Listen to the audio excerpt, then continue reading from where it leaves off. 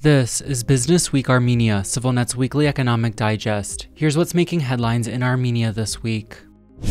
The owner of Armenia's largest textile company was reportedly detained this week alongside a number of government officials as part of a sprawling corruption probe, marking the latest arrest of a prominent business person in the country. That is according to Radio Azatutyun, RFERL's Armenian service, which broke the news of the arrests earlier this week, citing unnamed sources in Armenia's state-run anti-corruption committee. CivilNet has not independently confirmed Azatutyun's reporting. The anti-corruption committee has so far not formally issued a statement on the matter. The government's criminal investigation into alleged illegally issued construction permits in Vanadzor, Armenia's third biggest city, has ensnared Gloria Sewing Factory CEO Bagrat Darpinyan, Vanadzor chief architect Suran Abovyan, and an unspecified number of officials from the state-run Urban Development Committee, Azatutyun said. No other details were made immediately available. Representatives or lawyers for Darpinyan and Abovyan were not reachable. Azatutyun said the allegedly illegal construction permits were all issued after May 2022, when Prime Minister Nikol Pashinyan appointed Arkady Peleshyan, a convicted criminal, to serve as Vanadzor's acting mayor. The Gloria factory employs some 3,000 people in Vanadzor, making it the city's single largest employer.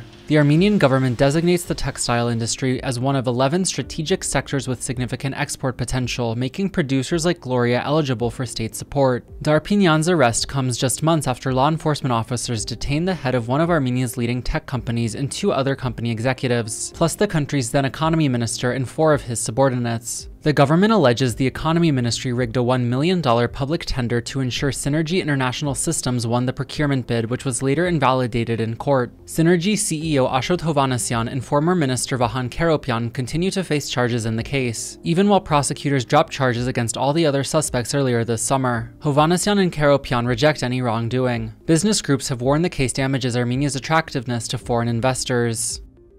The chair of Armenia's national electric utility this week repeatedly deflected blame for increasingly frequent power outages across Yerevan as public anger continues to mount. Speaking with reporters Garan Darpinyan from Electric Networks of Armenia, claimed 1/3 of all power cuts so far this year were due to damage to cables by construction crews across the city, which is seeing a building boom. In such conditions of large-scale construction, when roads, buildings, and water and gas pipelines are being built, our cables are often damaged, as a result of which power outages occur, Darpinyan said. Continuing, Darpinyan also laid blame for the outages, which increased in frequency so dramatically this summer they became regular occurrences, on the Russian holding company that ran Electric Networks of Armenia up until 2015, when Russian-Armenian billionaire Samvel Karapetyan took over. No significant investments in the network were made from the 1990s through 2015. They totaled just $200 million.